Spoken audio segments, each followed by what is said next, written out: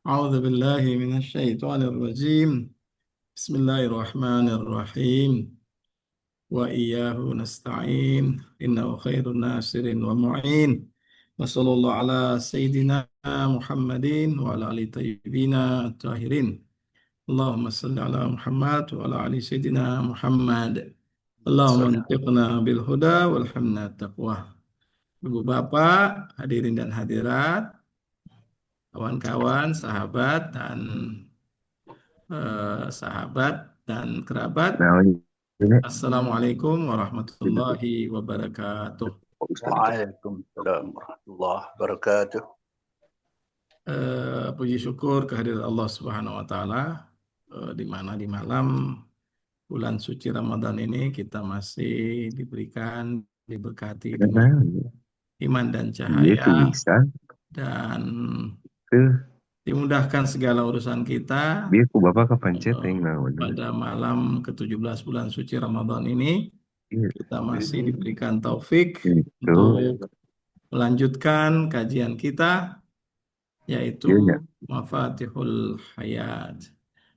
Pada kesempatan malam hari ini geus bapak mah teka saya temponya ingin jadi menyampaikan teh bela sungkawa yang mendalam atas gugurnya atau syahidnya pemimpin kita, Asy-Syahid Al-Qaid Al-Imam Khamenei, A'lallahu maqamahu syarif, yang merupakan sebuah duka yang mendalam bagi kita semua, pengikutnya, pecintanya, dan juga yang mengikuti jejak langkahnya, yang mana beliau selama 3 dekade masa hidupnya dipenuhi dengan berbagai macam keteladanan, baik sebagai ayah, sebagai orang tua, sebagai alim, sebagai pemimpin, sebagai panglima, sebagai guru, dan seterusnya. Beliau semuanya itu adalah keteladanan. Beliau mampu membawa citra Islam yang mulia, Islam Muhammadi, yang menawarkan ilmu, yang menawarkan peradaban, yang membimbing warga Iran, masyarakat Muslim Iran, dan eh, komunitas Islam Syiah kepada satu titik yang membanggakan kita semua. Dan kepergiannya merupakan duka yang mendalam bagi umat Islam karena beliau adalah pemimpin Islam yang mungkin sulit dicarikan tandingannya di dunia kontemporer hari ini, di mana beliau juga merupakan sosok marja taklid, sosok ulama Rabbani yang arahannya, bimbingannya senantiasa menerangi jalan kita. Semoga kepergiannya itu memberikan semacam cahaya terang bagi kita. Kemarin dalam sebuah kesempatan saya menyampaikan bahwa Syahid Khamenei itu lebih perkasa, lebih mulia, lebih bercahaya ketimbang Sayyid Khamenei. Artinya apa? Kepergiannya justru akan menjadi amunisi, menjadi nutrisi, menjadi limpahan cahaya yang menyala-nyala bagi kita semua untuk meneruskan jejak langkahnya sampai nanti kelak keharibaan Al-Imamul Muntazar Al-Mahdi. Kita berduka, tapi duka kita itu bukan berarti kita eh, melalaikan semua apa yang menjadi tugas kita. Tugas kita sekarang itu laksana Sayyidah Zainab, membawa narasi yang benar dan yang sahih kepada orang-orang di sekitaran kita, di lingkungan kita, di komunitas kita, apa adanya, karena narasi kontra narasi juga disampaikan oleh musuh-musuh Islam, disampaikan oleh kaum mustakbirin, sehingga kita perlu memainkan peran kita. Siapapun kita, wajib untuk menyampaikan narasi yang benar dan menjawab segala kontra narasi yang ada. Ibu Bapak, eh, malam ini kita akan membincang satu tema dari buku ini. Kita sudah masuk bab 2, berkaitan dengan ilmu dan belajar.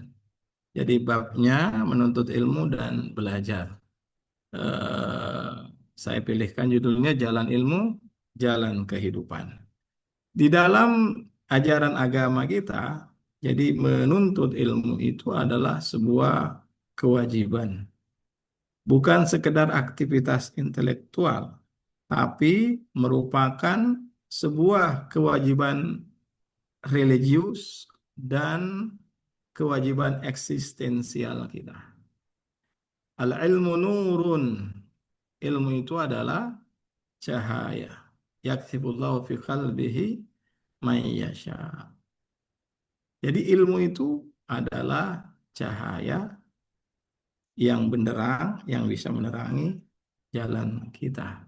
Nah, pada malam hari ini kita akan membincangkan urgensinya menuntut ilmu, lalu berkaitan dengan ilmu yang harus kita pelajari, keutamaan belajar dan mengajar, lalu bidang-bidang ilmu yang dianjurkan atau yang diharuskan untuk dipelajari, dan terakhir, dalam perjalanan kita menuntut ilmu, adab-adab yang harus kita tunaikan itu seperti apa? Adabnya seorang murid pada guru, seorang siswa kepada gurunya itu harusnya seperti apa dalam perspektif agama Islam, Quran dan hadis, dalam perspektif mafatihul hayat. Nah, ilmu itu sebagai kewajiban eksistensial. Karena kadar eksistensial kita, kadar keberadaan kita ditentukan dengan kualitas ilmu kita. Dalam tradisi Islam, ilmu bukan sekedar alat untuk mengetahui, tetapi merupakan jalan menuju kesempurnaan dan kedekatan pada Allah. Ma min harakatin illa wa antum tahtajuna ilal ma'rifah.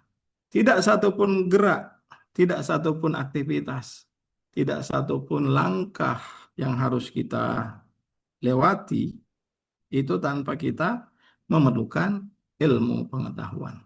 Dan untuk dapat dekat pada Allah Subhanahu wa taala harus dengan ilmu pengetahuan. Kalaulah kita menginginkan dunia dengan ilmu, kalaulah kita menginginkan akhirat, sekali lagi dengan ilmu. Untuk memperoleh keduanya pun itu juga dengan ilmu pengetahuan. Maka dawuh dan instruksi pertama yang disampaikan oleh Allah Subhanahu wa taala kepada nabi kita yang suci, Allahumma shalli ala Muhammad wa ala ali sayyidina Muhammad, yaitu instruksi Iqra. Diktum Iqra. Diturunkan dengan perintah Iqra. Wahyu yang pertama itu Iqra. Islam menegaskan bahwa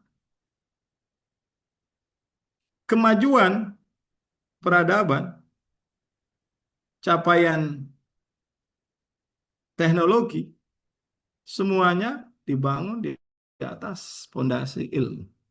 Dan selain itu dibangun di atas fondasi adab dan kesadaran spiritual. Nah, pekan kemarin kita membincang satu tema tentang pemberdayaan akal. Akal menentukan takdir kita. Terus bagaimana memberdayakan akal dengan tafakkur, tadabbur, dan tadbir. Berpikir, kemudian melalui pertimbangan, dan juga perencanaan.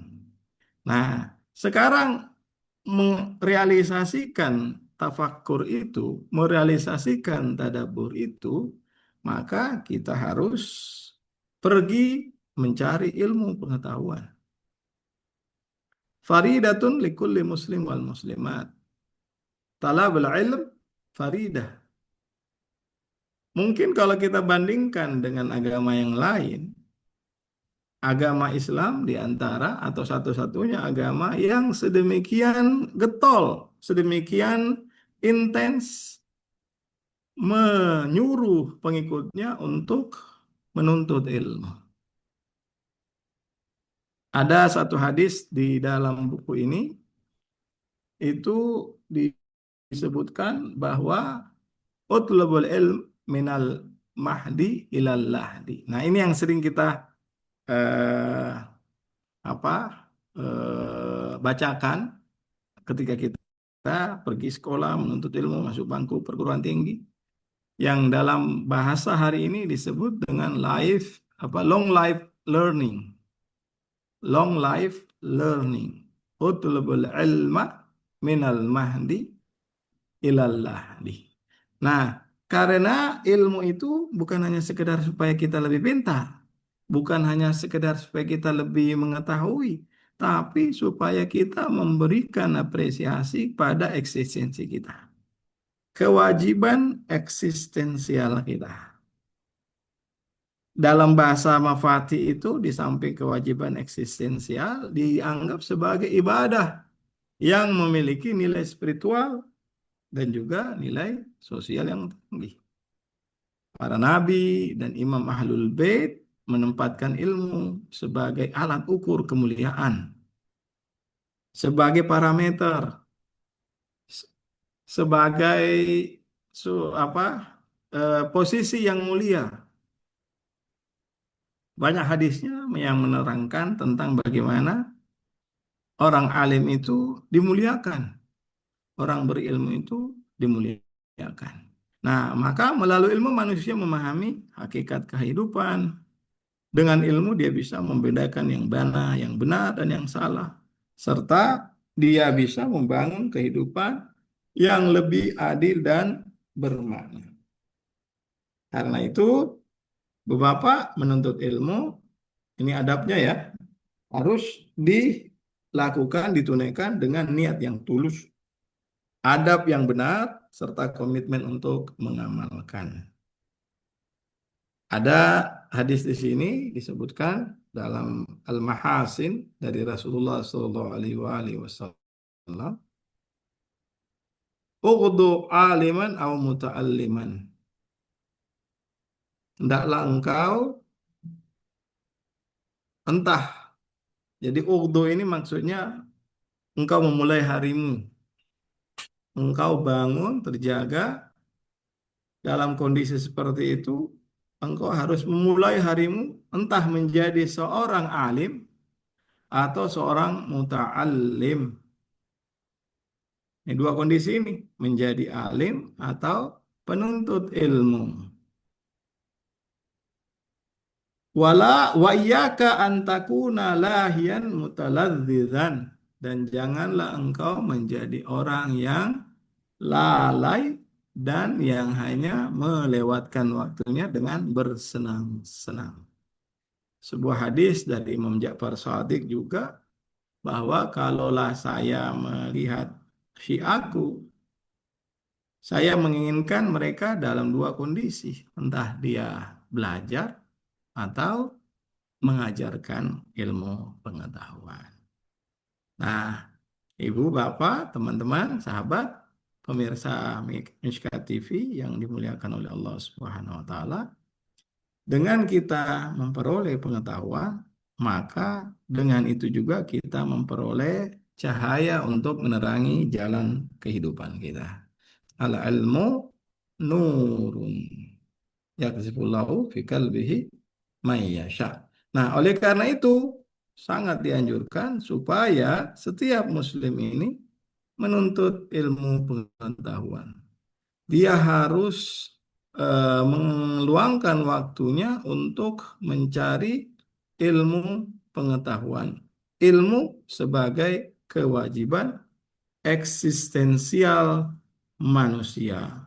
Dan darinya dia bisa memberikan apresiasi, memberikan nilai pada keberadaannya. Nah, next please. Jadi urgensi kita belajar pengetahuan. Urgensi kita menuntut ilmu. Nah, tadi ini hadisnya nih. Pentingnya menuntut ilmu. Jadi tanpa hadis ini pun, ya kan, kita perlu membekali diri kita dengan pengetahuan. Nah, adanya hadis-hadis ini sebagai penekanan, sebagai eh, apa, perintah supaya kita menjadi orang yang berilmu. Hendaklah kalian entah menjadi seorang alim atau tengah belajar, dan janganlah habiskan waktu kalian dengan sia-sia dan bersenang-senang. Nah, kita tahu bahwa ini orang Muslim, kondisinya entah dia belajar setiap sepanjang waktu, selama hayat di kandung badan. Ilmu menentukan nilai dan harga diri manusia. Anda kalau ingin dihargai, kita kalau ingin mendapatkan penghargaan dari manusia, dari malaikat bahkan, dari Allah Subhanahu wa taala, maka hendaklah kita belajar dan belajar. Dan belajar itu tidak mengenal usia, tidak mengenal umur. Apatah lagi sekarang kondisi kita memungkinkan kita dimanapun, kapanpun, dari manapun, dengan siapapun, kita bisa belajar. Kita bisa menuntut ilmu pengetahuan. Nah, kalau untuk konteks kita sebagai mahasiswa, kalau kata siapa itu, ada seorang ahli di dalam bidang filsafat, dia bilang bahwa kalaulah Anda belajar hanya untuk mendapatkan gelar, maka Anda kehilangan nilai eksistensial Anda. Belajar untuk gelar, belajar untuk dianggap pernah mengenyam pendidikan. Tidak, kita belajar karena kita mengetahui bahwa dengan belajar kita memperoleh cahaya, kita memperoleh pelita. Kita gunakan itu untuk mendekatkan diri kepada Allah Subhanahu wa taala, sehingga kita bisa menganggap atau kita bisa beribadah kepadanya. Karena ilmu itu menuntut ilmu itu adalah ibadah kepada Allah Subhanahu wa taala. Jadi kita duduk di sini dalam suasana bulan Ramadan, apatah lagi dalam suasana bulan Ramadan, kita luangkan waktu untuk mengkaji, untuk mengaji, untuk belajar, dan itu dinilai sebagai ibadah di sisi Allah Subhanahu wa taala. Nah, hadis yang lain dari Imam Ali, kita meski dari siapapun ini disebutkan khudhil hikmah walau minal musyrik. Khudhil hikmah walau minal majanin, ada orang gila. Khudhil hikmah walau min ayyi syai'in kharajat. Belajarlah ilmu pengetahuan dari manapun datangnya. Belajarlah ilmu pengetahuan meski dari orang gila. Nah, bagaimana belajar ilmu pengetahuan dari orang gila? Banyak hal-hal yang sifatnya surprise itu kita bisa pelajari dari orang gila.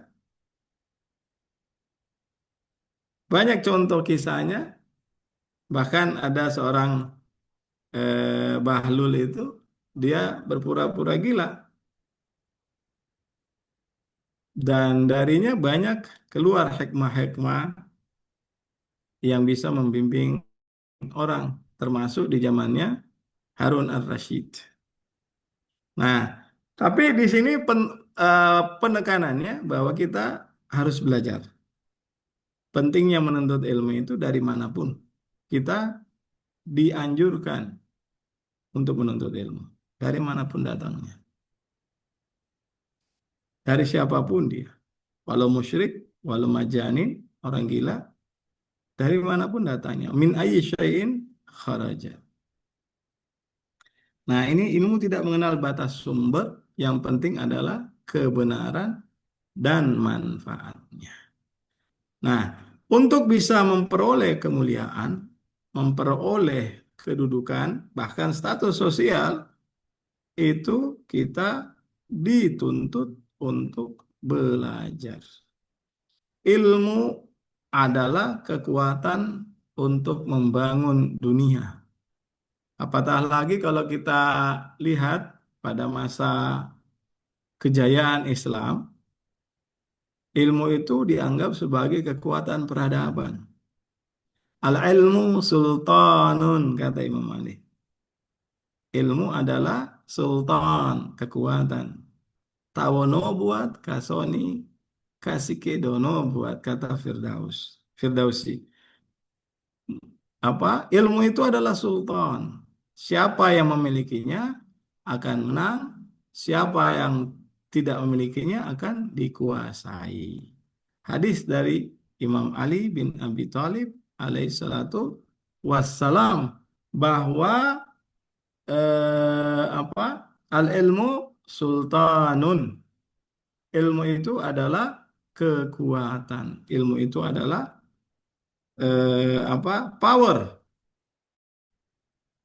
Apatah lagi dalam apa yang sering kita hafal ya, yang sering kita hafal dalam keseharian kita, eh, tuntutlah ilmu dari ayunan, buayan hingga liang lahat. Nah, ilmu sebagai kekuatan peradaban. Bangsa yang unggul teknologi itu adalah bangsa yang akan diperhitungkan. Bangsa yang unggul dari sisi pengetahuan itu tidak akan pernah dianggap sepele. Coba kita lihat, amat disayangkan yang unggul itu adalah bangsa-bangsa yang ada di luar Islam. Katakanlah untuk urutan yang paling tinggi IQ-nya itu negara-negara Jepang, Korea, Cina. Ada yang keempat, itu negara Republik Islam Iran. Yang paling tinggi IQ-nya karena semangat dan etos belajarnya itu luar biasa. Semangat dan etos belajarnya luar biasa yang menempatkan jadi perwakilan dunia Islam itu ada satu, yaitu Republik Islam Iran berada di urutan keempat dari tingkat literasinya, tingkat IQ-nya sangat tinggi. Dan itu diakui oleh badan-badan statistik dunia menunjukkan bahwa yang paling tinggi itu entah Korea atau Jepang atau Cina, ini best three. Nah, keempat itu adalah Republik Islam Iran. Nah, maka kalaulah istilahnya ya, kalaulah selalu Iran ini dipojokkan, apatah lagi sekarang dianggap bukan Islam, tidak mewakili Islam dan seterusnya, biarkan mereka berperang karena mereka bukan representasi Islam. Itu amat sangat merugikan dunia Islam itu sendiri. Kenapa? Siapa yang bisa dibanggakan hari ini? Siapa yang bisa dijadikan sebagai perwakilan dari dunia Islam? Melainkan saudara-saudara kita dari Republik Islam Iran. Nah, Ibu Bapak, bahwa kalau kita lihat itu dunia Islam pernah maju dengan apa? Dengan sains dan filsafatnya. Para saintis Muslim memainkan peran besar karena dianggap ilmu ini sebagai membangun peradaban. Buku Mafatihul Hayat ini adalah buku yang menjadi panduan keseharian kita untuk sampai pada yang namanya peradaban emas Islam. harus dimulai. Jadi bangunan-bangunannya itu dibangun satu persatu dalam buku ini, mulai dari tafakur dulu, kemudian keharusan belajar, terus bab selanjutnya itu apa? Tentang arus usaha dan kerja, dan seterusnya. Pasal pertama dari buku ini tentang interaksi manusia dengan dirinya. Bagaimana manusia bisa berinteraksi dengan dirinya dengan sebaik interaksi. Ilmu pengetahuan itu adalah pilar peradaban. Fondasi ilmu pengetahuan modern itu dibangun oleh para saintis Muslim. Katakanlah kita mengenal yang namanya siapa? Al-Khawarizmi. Muhammad ibn Musa Al-Khawarizmi. Dia yang menemukan algoritma, yang memperkenalkan istilah algoritma juga itu adalah saintis Islam yang namanya Muhammad Al-Khawarizmi, sehingga kita bisa terkoneksi antara satu dengan yang lain dari tempat manapun itu karena peran dan kontribusi dari Al-Khawarizmi dengan algoritmanya. Coba bayangin. Itu mereka bersumber dari mana? Quran dan hadis. Quran dan hadis-hadis dari Nabi Shallallahu Alaihi Wasallam dan juga dari Ahlul Bait alaihi salatu wassalam. Dalam bidang optik ada Ibnu Haytham. Dalam bidang kimia ada muridnya Imam Ja'far Shadiq, Jabir bin Hayyan. Dalam bidang kedokteran, bapak kedokteran modern itu adalah Ibn Sina. Kemudian ada dalam bidang operasi bedah, ada Al-Zahrawi, astronomi Al-Biruni. Dan dominan dari orang ini adalah orang-orang Persia. Al-Khawarizmi orang Persia, Ibn Sina orang Persia, Al-Biruni orang Persia. Nah, mereka menunjukkan bahwa peradaban Islam itu pernah menjadi pusat ilmu dunia dan banyak teknologi modern berdiri di atas fondasi yang mereka bangun. Berdiri di atas pilar yang mereka bangun. Nah, jadi kita dari slide ini bisa menyimpulkan bagaimana pentingnya menuntut ilmu. Pertama, hadis utlubul ilma dari manapun datangnya, sepanjang hayat di kandung badan. Kemudian ilmu itu adalah yang melahirkan kekuatan, yang melahirkan power, melahirkan kudrah dan sultanah. Pentingnya menuntut ilmu. Entah kita dalam kondisi belajar atau mengajar. Karena kadang-kadang kita menjadi pelajar, kadang-kadang kita mengajar. Posisi itu terus-menerus kita harus isi hari-hari kita. Berdasarkan dari kitab Mafatihul Hayat ini. Nah, selanjutnya bahwa ilmu itu sudah kita sepakati penting untuk kita belajar. Penting untuk kita mengajar. Menuntut ilmu adalah ibadah, berbicara tentang ilmu itu adalah tasbih. Berbicara tentang ilmu. Seperti ini majelis ilmu, majelis kajian. Ini kita memperoleh nilai ibadah dan juga semacam tasbih. Kalau di dalam bulan suci Ramadan itu anfasukum fihi tasbih wa naumukum fihi ibadah. Nah, itu kondisi yang paling orang berpuasa ya. Bagaimana diperhitungkan kedudukan orang berpuasa. Nah, tentu saja berbeda orang yang berilmu berpuasa dan orang yang tidak berilmu berpuasa. Ya kan? Tentu saja berbeda kualitasnya dan kedudukannya di sisi Allah Subhanahu.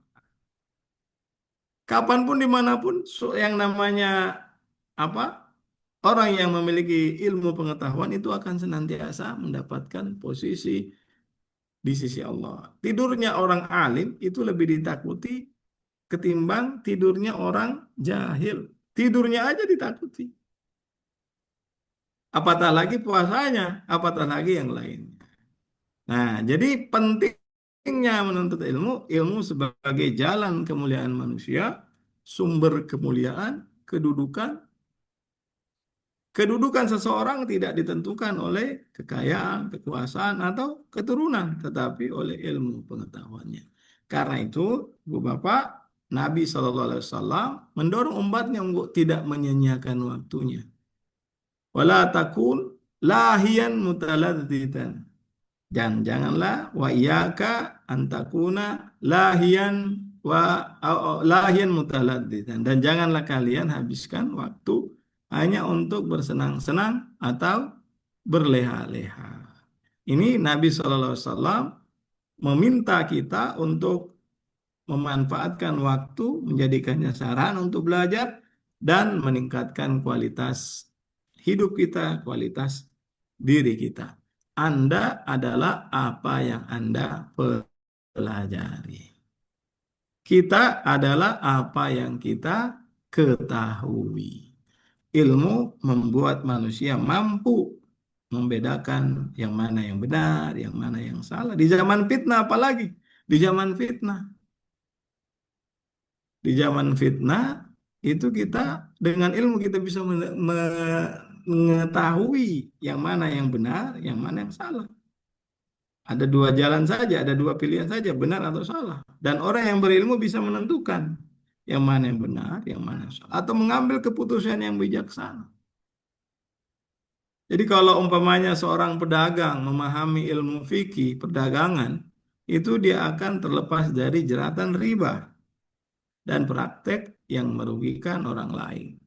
Contoh lainnya, umpamanya seorang yang berpraktisis sebagai seorang dokter, itu dia memiliki ilmu ketika dia mengetahui ilmu kedokteran, fikih kedokteran, etika medis akan mampu bisa menyelamatkan nyawa banyak orang. Nah, ini keutamaan belajar, keutamaan menuntut ilmu. Nah, tentunya juga yang mengajar memiliki kedudukan yang sama. Apatah lagi orang yang mengajar. Apatah lagi orang yang mengajar. Orang yang mengajar itu kemudian dengan ilmu yang diajarkan, lalu dia mencatatkan dirinya sebagai pelaku amal soleh, tentu saja akan lebih tinggi posisinya dan derajatnya. Bu'istu mu'alliman, kata Rasulullah Sallallahu Alaihi Wasallam.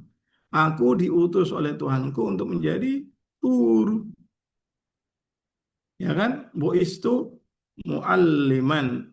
Hadis dari Rasulullah Sallallahu Alaihi Wasallam dalam buku ini disebutkan bahwa bita'lim ursiltu. Jadi dengan eh, misi untuk mengajar itu aku diutus oleh Allah Subhanahu wa taala. Bu'istu mualliman. Nah, sekarang kita lihat bagaimana posisi ilmu itu diibaratkan seolah-olah dia berjihad di jalan Allah. Mengajarkannya kepada yang tidak tahu adalah sedekah. Sekecil apapun itu, dari manapun itu, kita bisa memperoleh ilmu pengetahuan. Kata Imam Ali, man ta'allama man 'allamani ilman faqad yassarani abdan. Yang mengajarkan aku ilmu itu seolah-olah aku menjadi hambanya. Seolah-olah aku menjadi pelayan baginya. Nah, mengamalkan ilmu itu jihad sesuai dengan hadis yang disebutkan dalam buku ini, bahwa orang yang belajar di jalan ilmu, mengamalkannya, maka itu laksana jihad. Fa'inta disebutkan dalam hadis ini bahwa fa'in ta'limahu lillahil husna wa talabahu ibadah wal mudzakaratu fihi tasbihun wal amalu bihi jihadun. Jadi mengamalkan ilmu yang diketahui itu adalah jihad. Wa ta'limuhu min man la ya'lamahu sadaqatun. dan mengajarkannya kepada orang yang belum mengetahuinya itu adalah sedekah. Hadis ini menjelaskan bahwa seluruh proses ilmu itu adalah ibadah. Belajar, diskusi, muzakarah, mengamalkannya, mengajar, itu semua dinilai sebagai ibadah di sisi Allah. Spesifiknya belajar itu ibadah, diskusi itu zikir, mengamalkan ilmu itu jihad, mengajarkannya itu adalah sedekah. Nah, kalaulah seorang mahasiswa belajar dengan niat memperbaiki masyarakat, berkhidmat kepada khalayak, maka niatnya itu, belajarnya itu adalah ibadah. Diskusi kita dalam sebuah forum, kita bermutakara, bertukar pandangan dalam kelas atau seminar, itu tasbih intelektual. Menggunakan ilmu untuk menolong masyarakatnya, bahwanya hari ini yang dibutuhkan untuk masyarakat kita itu adalah seorang dokter, katakanlah. Menuntut ilmu kedokteran saja pada saat dibutuhkan oleh masyarakat, yaitu kedokteran, maka itu sudah jihad. Belum lagi dia gunakan ilmunya untuk menolong masyarakat. Membuat konten edukasi di YouTube atau Instagram itu sedekah ilmu. Ya kan, istilahnya sadaqatul ilm nasyruh. Sedekah ilmu itu adalah membagikannya. Nah, pendeknya bahwa ilmu itu bukan hanya aktivitas akademik. Belajar itu bukan hanya aktivitas intelektual, tetapi jalan spiritual menuju Allah Subhanahu wa Ta'ala. Bahkan pahala yang berlipat setiap langkah menuju rumah seorang alim, Allah tuliskan itu ibadah 1 tahun dan membangun sebuah kota baginya. Setara dengan umrah, setara dengan orang yang pergi ke masjid untuk memperoleh ilmu dan mengajarkan ilmu akan memperoleh ganjaran umrah dan haji sempurna. Nah, ini pergi ke masjid ya. Jadi ada sebuah taklim di masjid diadakan setiap hari. Katakanlah Sabtu pagi di Masjid Al-Munawwarah, ya kan? Katakanlah di mana ada kajian KKJ, itu semua langkah kaki kita itu malaikat itu bentangkan sayapnya untuk dilewati oleh para penuntut ilmu.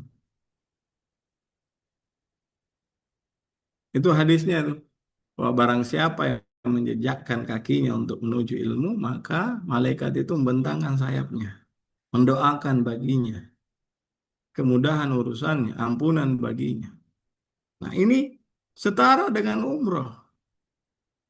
Jadi dia pergi ke masjid untuk memperoleh atau mengajarkan ilmu, tah dia aliman atau muta'alliman, itu akan memperoleh ganjaran umrah. Jadi untuk mendapatkan pahala umrah, ibu bapak, teman-teman, pemirsa YouTube, Mishkat TV, itu kita cukup hadir di setiap malam tanpa harus melangkah ya. Di setiap malam cukup menyalakan YouTube atau ikut Zoom-nya Mishkat TV atau kajian-kajian lainnya, kita sudah mendapatkan pahala umroh dan haji sempurna. Saking penekanannya, kedudukan ilmu itu di dalam Islam sedemikian dihormati, sedemikian dimuliakan. Nah, karena itu sekarang saatnya kita tidak ada lagi kata alasan untuk tidak memperoleh pengetahuan. Karena semua serba dimudahkan. Semuanya serba cepat kita memperoleh pengetahuan. Kita bisa memperolehnya dari kajian online. Konten kreator yang menyebarkan ilmunya yang benar itu juga dapat pahala. Nah, yang menjadi fasilitator juga, menjadi fasilitator atas terselenggaranya satu kajian itu juga umrahnya itu bertubi-tubi itu pahalanya. Pahalanya bertubi-tubi, Kang Ahsa, Pak Haji Harmonis, teman-teman di Majulah Ijabi TV, teman-teman yang di kajian Kang Jalal, di Rabung Ilmu, semuanya.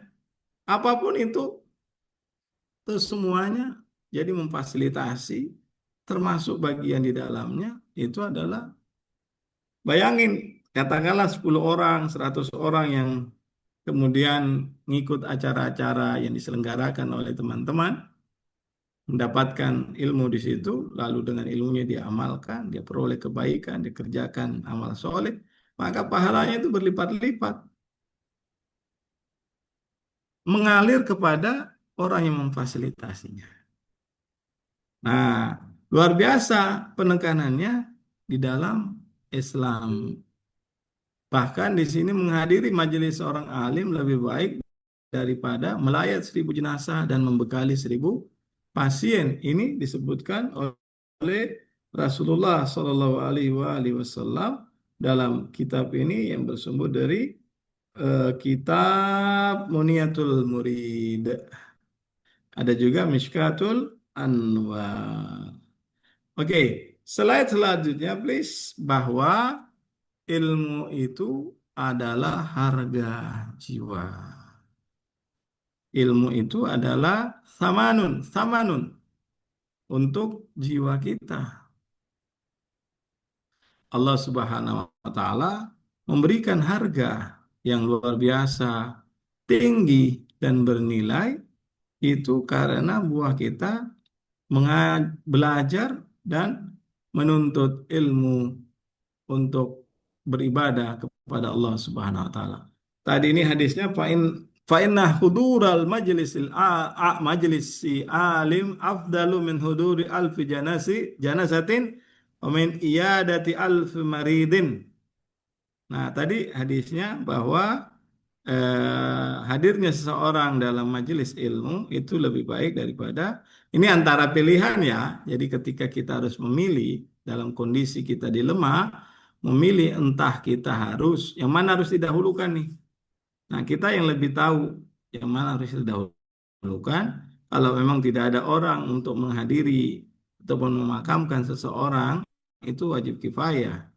Ketika jatuhnya tidak ada yang lain dan ada orang meninggal di sekeliling kita, maka kita harus urus dulu prosesi jenazah, lalu kita menghadiri majelis ilmu. Tapi kalaulah memang eh, dalam kondisi yang lain, kita bisa memilih mana yang harus lebih dipilih. Ilmu lah yang harus dipilih berdasarkan pada hadis ini. Intinya konteksnya itu kita yang lebih tahu. Konteksnya itu kita yang bisa menentukan, mengidentifikasi, melakukan semacam apa dekresi istilahnya untuk menentukan yang mana yang harus dipilih. Nah, ilmu itu adalah samanun, ilmu sebagai harga jiwa. Wahai orang yang beriman, ilmu dan adab adalah harga jiwa kalian. Maka berusahalah untuk menuntut ilmu. Semakin bertambah ilmu dan adab kalian, maka semakin bertambah pula lah nilai dan harga kalian. Nah, ini logika sederhana saja. Orang yang punya pengalaman, punya pengetahuan, dan punya pendidikan itu jauh lebih diprioritaskan. Dalam mencari pekerjaan saja, orang yang punya pengetahuan itu akan mendapatkan posisi yang lebih tinggi ketimbang orang yang tidak memiliki pengetahuan. Hal yastawil ladzina ya'lamuna wal ladzina la ya'lamun. Apakah sama? Tidak sama. Tidak sama antara orang yang berilmu dengan orang yang tidak berilmu. Nah, Ibu Bapak, ini ada hadisnya lagi bahwa al-ilmu sultanun man wajada shala bihi wa man lam yajidu sila alaihi. Itu tadi sudah dibacakan. Sekarang hadis saya cari lagi nih hadisnya, bahwa ilmu itu adalah harga diri, harga yang tinggi. harga yang tinggi yang diberikan oleh Allah Subhanahu wa taala kepada orang yang berilmu. Nah, suatu waktu Rasulullah Shallallahu Alaihi Wasallam itu menghadiri majelis ilmu apa di masjid di masjid dia melihat ada orang yang zikir, ada orang yang berdoa, ada orang yang saling bertanya antara satu dengan yang lain. Faqala kilal majlisaini ila khair. Amma haula'i fayad'una Allah wa amma haula'i fayata'allamuna wa yufaqqihuna al-jahil. Haula'il abdal. Rasulullah SAW mendatangi sebuah majelis masjid, dia lihat siapa yang paling beliau prioritaskan. Ada orang yang berdoa, ada orang yang berzikir, ada orang yang mengajar, mengajari seseorang. Maka Rasulullah pergi duduk di tempat orang yang lagi belajar kepada seorang alim. Kenapa?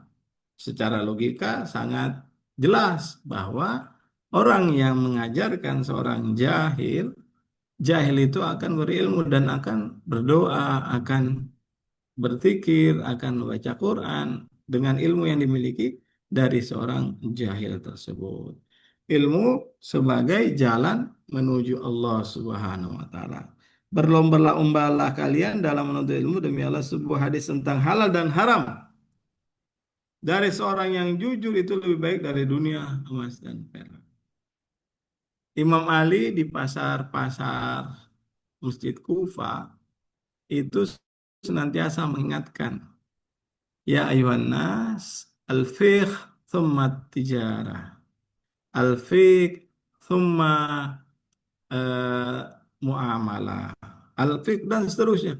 Imam Ali mengingatkan, belajarlah fikih terlebih dahulu sebelum kalian melakukan perniagaan. Belajarlah ilmu fikih terlebih dahulu sebelum kalian terjun dalam sebuah profesi dan seterusnya.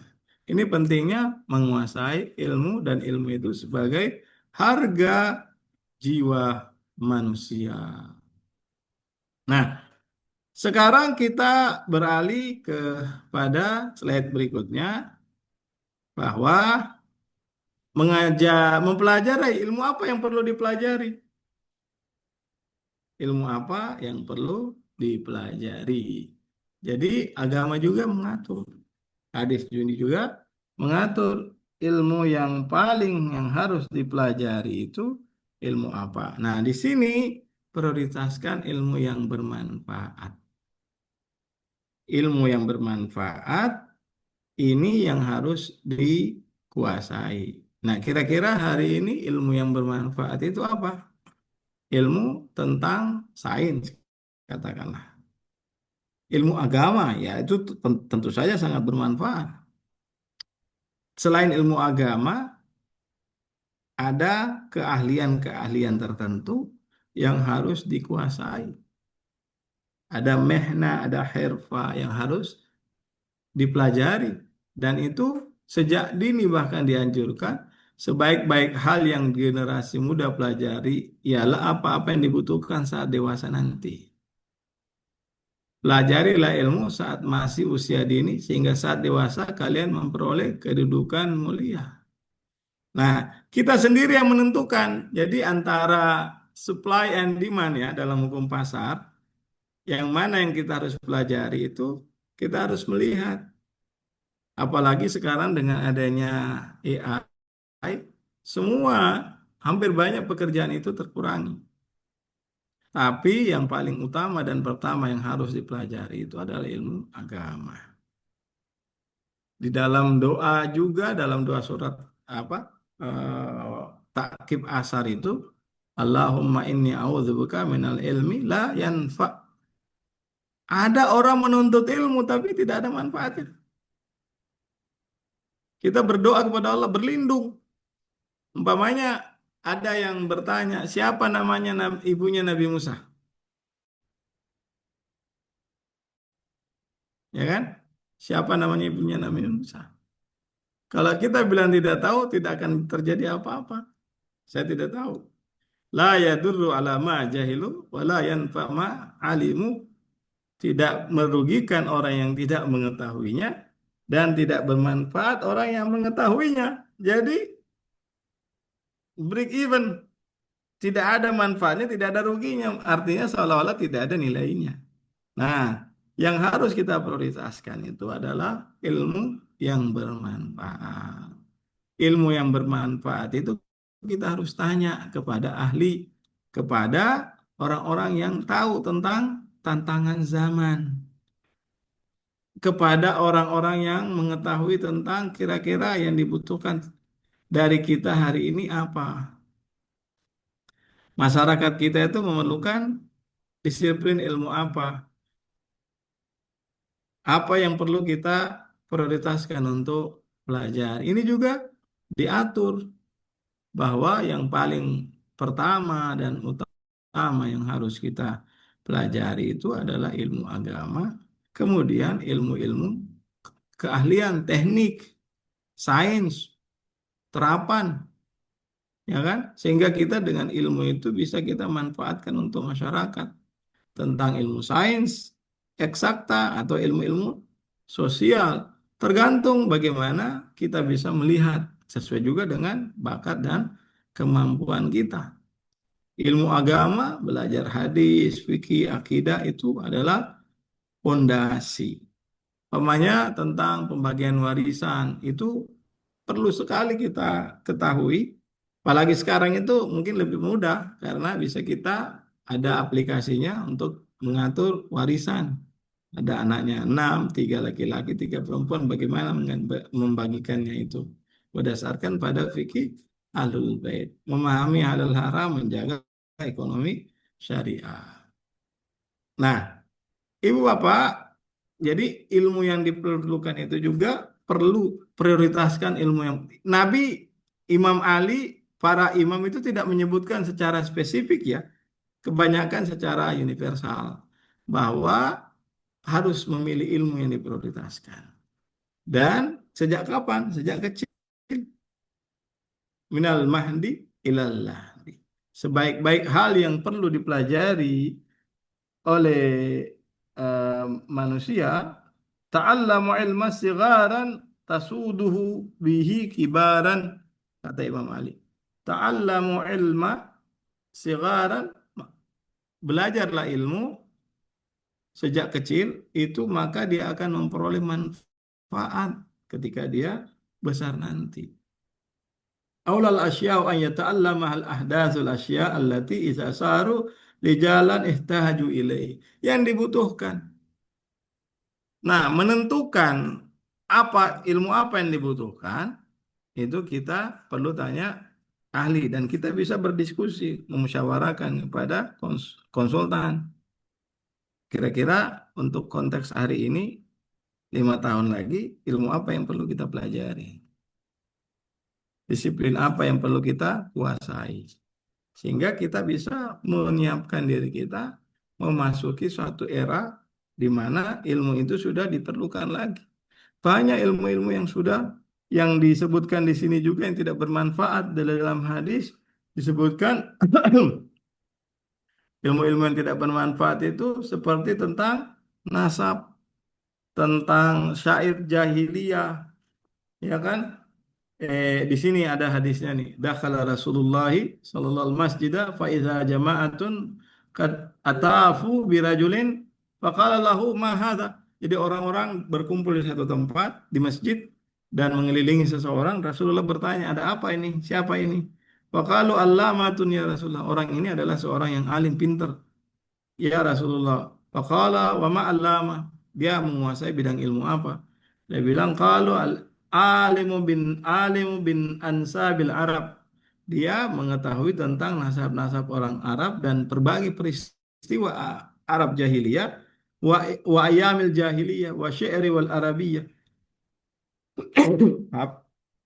Orang ini menguasai tentang genealogi Arab jahiliyah, syairnya dan peristiwa di hari jahiliyah.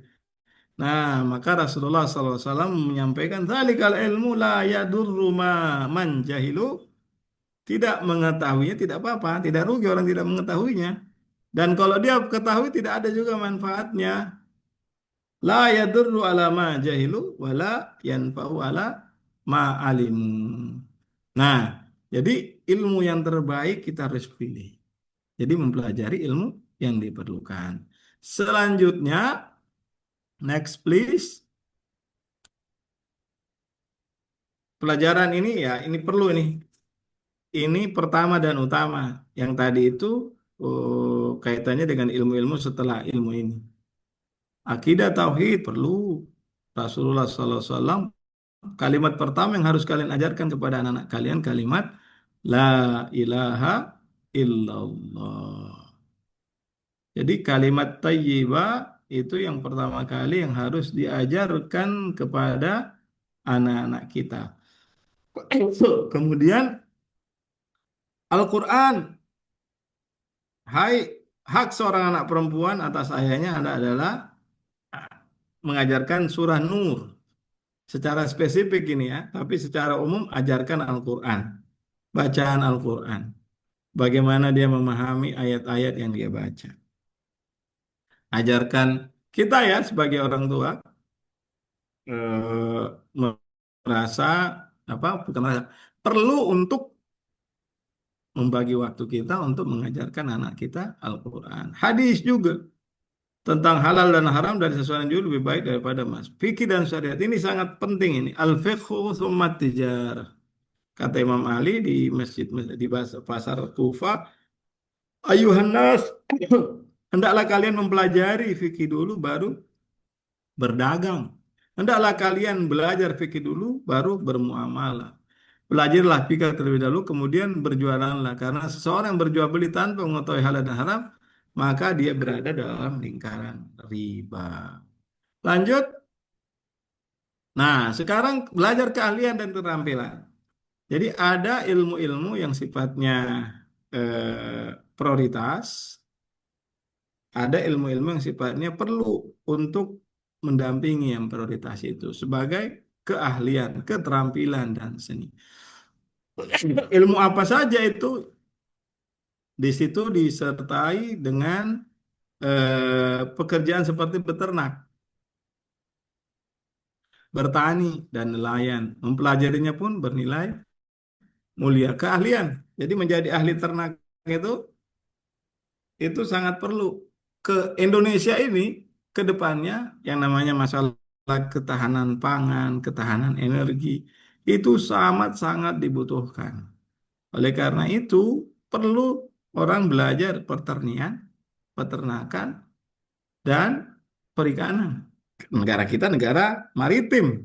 Nah, ini yang perlu sebagai mendampingi ilmu yang wajib tadi. Nah, ada juga diajarkan tentang seni-seni yang bisa mendekatkan diri kepada Allah Subhanahu wa taala. Ada keterampilan fisik seperti as-sibah, warramaya, kemudian ajarkan kepada anak-anak Anda memanah dan ajarkan anak-anakmu berenang. Ada juga ajarkan anak-anakmu apa? Berkuda. Nah, kenapa memanah supaya fokus? Kenapa berenang? Supaya dia bisa ketika dia berenang, seluruh anggota badannya itu bergerak dan dia akan lebih sehat. Kenapa berkuda? Kalau sekarang analogi kuda itu mungkin kita bisa bawa dalam konteks mengendarai mobil. Lepas dari mobil mengendarai yang lebih canggih lagi, ya kan? Nah, ini belajar keterampilan dan keahlian. Lanjut, cepat-cepat saja saya bacain. Saya tidak bacain lagi bahasa Arabnya. Nah, adab belajar dan mengajar.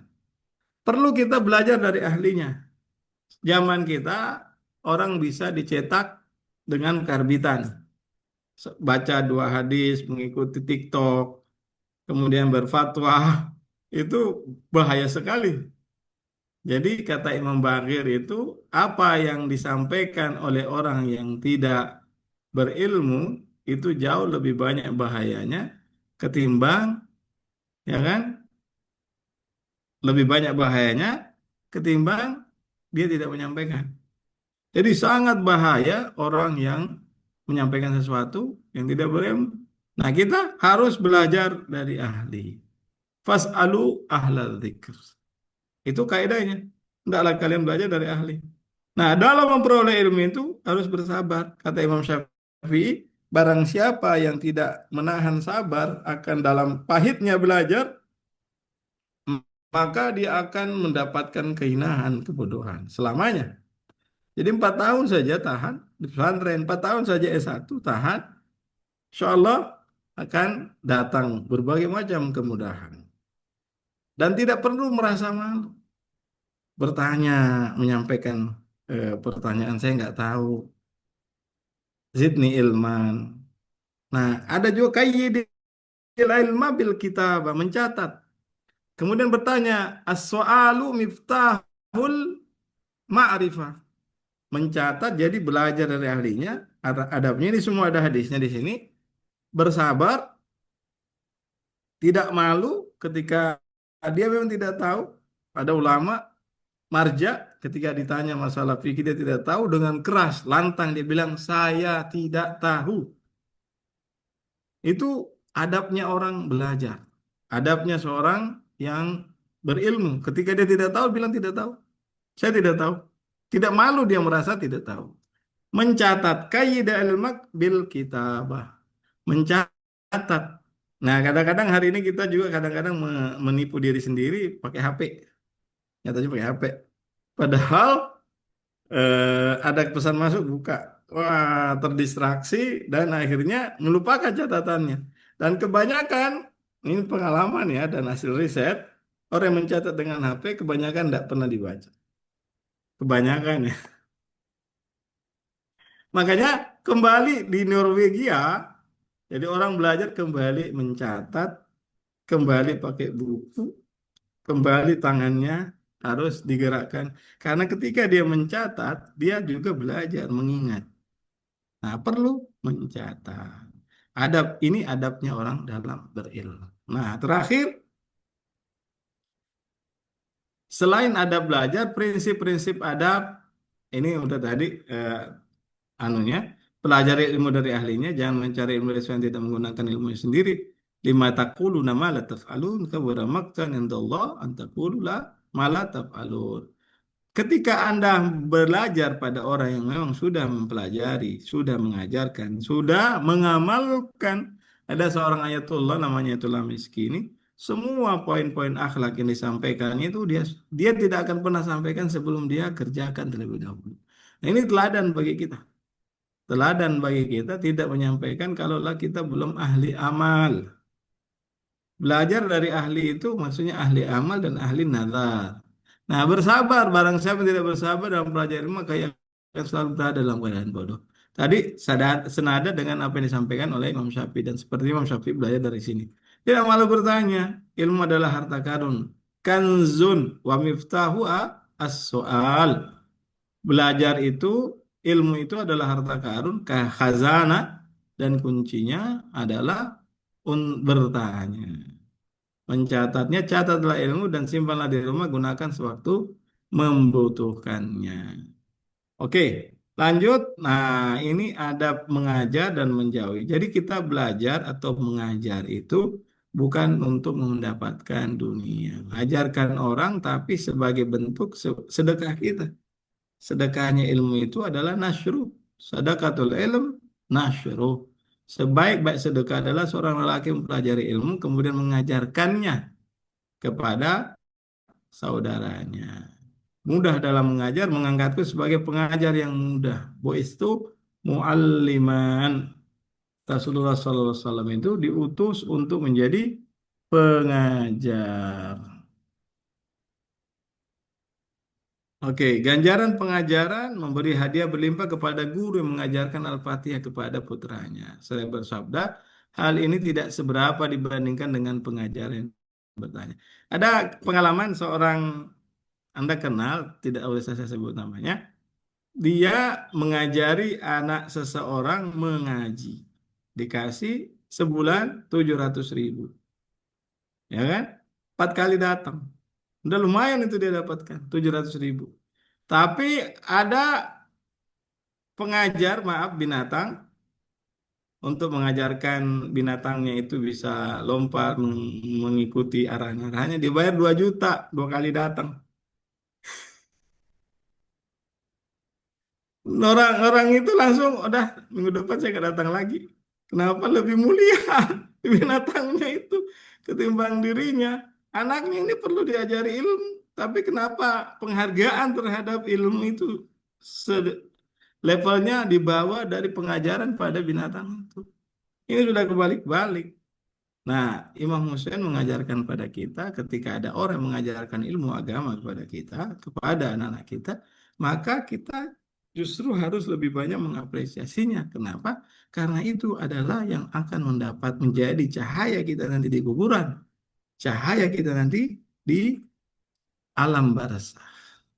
Nah, selanjutnya kita lihat bahwa ilmu itu sebagai cahaya kehidupan. Menyebut ilmu sebagai penerangan jalan menuju surga, teman dikala sendiri. Ilmu adalah media untuk mengetahui halal dan haram. Al ilmu sultanun, ilmu mendekatkan kepada Allah. Nah, kesimpulannya, Ibu Bapak, dari apa yang kita bisa sampaikan pada malam hari ini adalah bahwa dari ajaran dan riwayat Ahlul Bait dapat disimpulkan bahwa menuntut ilmu itu salah satu pilar utama. Belajar itu urgensinya sangat ditekankan pada agama Islam. Ilmu memiliki kedudukan sangat tinggi karena menjadi jalan untuk memahami kebenaran, membangun peradaban. Kita lihat bagaimana para pemikir, para saintis di dalam dunia Islam, Al-Khawarizmi, Jabir bin Hayyan, Ibn Sina, Az-Zahrawi, semua itu mencetak peradaban emas dalam sejarah Islam, sejarah emas peradaban Islam, itu dengan ilmu pengetahuan. Mendekatkan diri kepada Allah, akhirnya jalan untuk menuju Allah itu dengan ilmu. Untuk sampai kepada Allah itu juga dengan ilmu. Oleh karena itu, Islam tidak hanya mendorong umatnya untuk belajar, tapi juga menekankan pentingnya memilih ilmu yang bermanfaat. Jadi ada ilmu yang tidak bermanfaat, ya kita berdoa saja, Allahumma inni a'udzubika minal ilmi la yanfa'. Ada ilmu yang tidak bermanfaat. Nah, makanya kita perlu memilih, menyeleksi yang mana yang bermanfaat bagi kita. Mempelajarinya sejak dini, sejak masih kecil, untuk kita persiapkan nanti kelak supaya bisa menguasai ilmu tersebut sehingga bermanfaat nanti kelak, mengamalkannya dalam kehidupan sehari. Samping itu, keberhasilan dalam ilmu sangat bergantung pada adab. Jadi barakatul ilm ta'zimul ustad, istilahnya dalam sebuah adab ilmu itu, berilmu itu, berkahnya ilmu seseorang ketika dia memuliakan gurunya. Ketika gurunya sudah wafat, ketika disebut namanya, dia mendoakan Allah yarham. Ketika nama gurunya disebutkan, dia mendoakan. Dia membacakan, menghadiahkan sesuatu untuk gurunya. Melakukan kebaikan, ini saya lakukan untuk guru saya. Saya melakukan ini, niatnya ditujukan untuk gurunya. Itu barokah ilmunya, sukses ilmunya itu. Nah, perlu dibekali juga dengan sabar, tawadhu, tidak malu, berani bertanya, malu bertanya, sesat di jalan. Belajar dari ahlinya, langsung keikhlasan dalam mengajar dan menyebarkan ilmu merupakan prinsip-prinsip yang penting harus dijaga. Ketika ilmu dipadu dengan adab dan tujuan yang benar, maka ilmu tidak hanya meningkatkan kecerdasan, tetapi juga mengangkat derajat. Ayatnya itu yarfa'il ladzina amanu minkum walladzina utul ilma darajat. Itu tinggi derajatnya di sisi Allah Subhanahu wa taala. Dengan adab yang benar itu akan menghadirkan kecerdasan dan juga derajat eksistensinya itu akan semakin mulia. Karena mulianya manusia itu dengan pengetahuan, rendahnya manusia ini juga dengan pengetahuan. Membawa keberkahan bagi masyarakat dan terakhir menerangi jalan kehidupan manusia. Saya kira itu saja yang bisa kita diskusikan malam hari ini. Mohon maaf kalau kepanjangan. Semoga kita dimudahkan untuk belajar dari mana saja, kapan saja, di mana saja, dari siapa saja, dimudahkan urusan kita oleh Allah Subhanahu wa taala, diterangi jalan kita dengan cahaya ilmu. Wa ma taufiqi illa billah, alaihi tawakkaltu wa ilaihi unib. Wa sallallahu ala sayyidina Muhammadin wa ala ali tayyibina tahirin. Walafu minkum. Wassalamualaikum warahmatullahi wabarakatuh.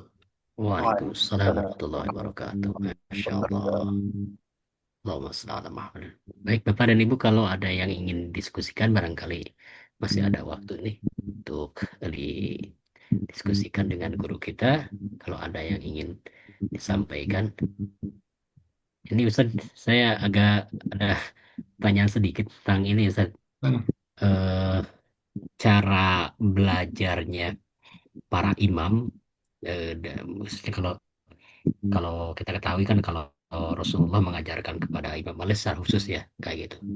Terus ini mengajarkan dari Imam Ali kepada Imam Hasan, terus pada imam selanjutnya itu eh mungkin metodenya sesuai kan ya pada pada zamannya. Tapi apakah eh, kandungan termasuk juga kualitas terus kapasitas ilmu dan sebagainya itu setiap imam itu apakah berbeda-beda atau semua sama gitu, ada kesamaan gitu Ustaz? Iya, kulluna nurun istilahnya.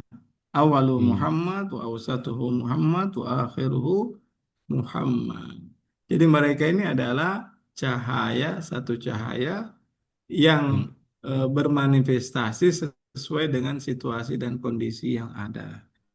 Jadi mereka cara belajarnya sama satu dengan yang lain melalui ilmu apa pembelajaran, sebagaimana Imam Ali pernah bersabda bahwa allamani Rasulullah Sallallahu Alaihi Wasallam alful bab minal ilm, dan setiap bab itu terbuka bab 1.000 bab yang lainnya. Artinya ilmu berkembang secara berantai dan mendalam. Pelajarannya itu ya langsung diajarkan kepada para imam. Pemanya Rasulullah mengajarkan Imam Ali, Imam Ali mengajarkan Imam Hasan. Dalam rangkaian perjalanan hidupnya itu mereka mengajarkan.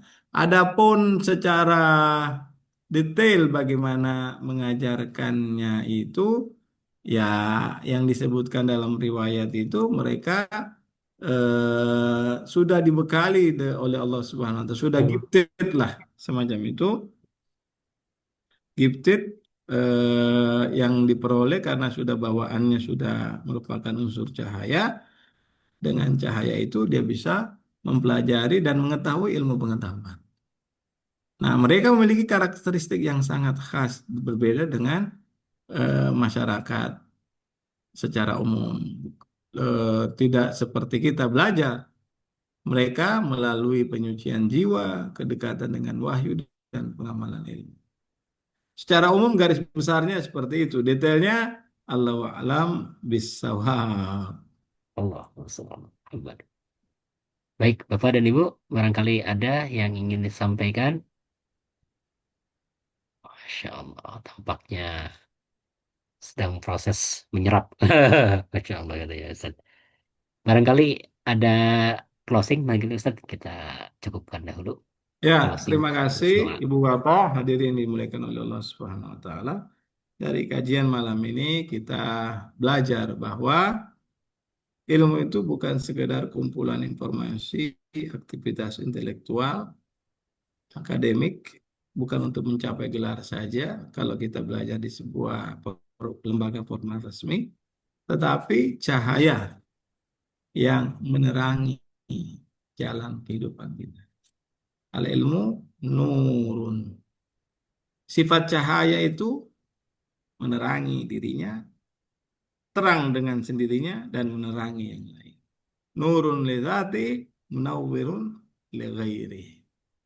Dia terang benderang dengan dirinya sendiri dan menerangi yang lain. Nah, makanya kita belajar ilmu itu menerangi jalan kita. Dengan ilmu, manusia memahami kebenaran, menemukan jalan menuju Allah. Kalau ilmu tidak ilmu itu tidak akan bernilai tanpa adab, keikhlasan, komitmen untuk mengamalkannya. Karena itu, Ibu Bapak, marilah kita menjadikan ilmu sebagai jalan hidup kita, bukan sekedar pengetahuan yang disimpan, belajar dengan rendah hati, bertanya kalau tidak tahu, dan kalau ditanya tidak tahu, berani bilang tidak tahu. Catat dan amalkan ilmu serta sebarkan kepada yang lain. Semoga Allah Subhanahu wa taala menjadikan kita semua termasuk orang-orang yang hidup dengan ilmu, beramal dengan ilmu dan dimuliakan oleh ilmu. Sehingga ilmu yang kita pelajari menjadi cahaya yang menerangi kehidupan kita di dunia dan jalan menuju kebahagiaan di akhirat. Wassalamualaikum warahmatullahi wabarakatuh. Waalaikumsalam warahmatullahi wabarakatuh. Terima kasih Ustaz Dr. Akmal Kamil yang sudah menyampaikan pencerahan di malam ini. Terima kasih Bapak dan Ibu serta kawan-kawan yang sudah hadir menyimak. Insya Allah nanti kita ketemu lagi. Terima kasih. Kita akhiri dengan hamdalah dan salawat. Alhamdulillah. Allahumma salli ala sayyidina Muhammad wa ala ali sayyidina Muhammad. Allahumma salli ala sayyidina Muhammad wa ala ali sayyidina Muhammad. Allahumma salli ala sayyidina Muhammad wa ala ali sayyidina Muhammad. Wa ma taufiqi illa billah, la tawakkaltu wa ilayhi. Assalamualaikum warahmatullahi wabarakatuh. Terima kasih. Insyaallah. Waalaikumsalam.